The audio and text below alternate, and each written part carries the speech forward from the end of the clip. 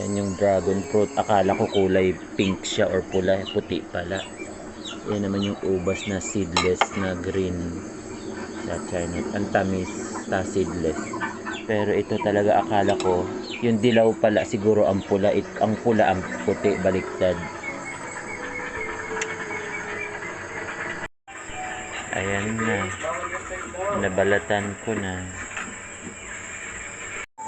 Ito na yung dragon fruit.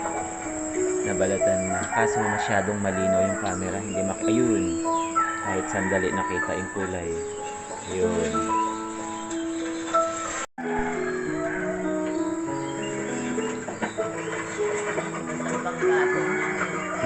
Tamis.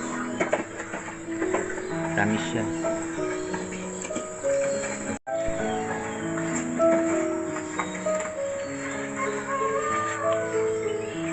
Sarap siya. Para kang kumakain ng prutas na may mga chia seeds.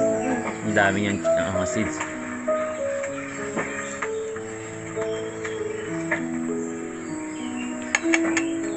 Tapos kasi ito naman walang seedless din siya.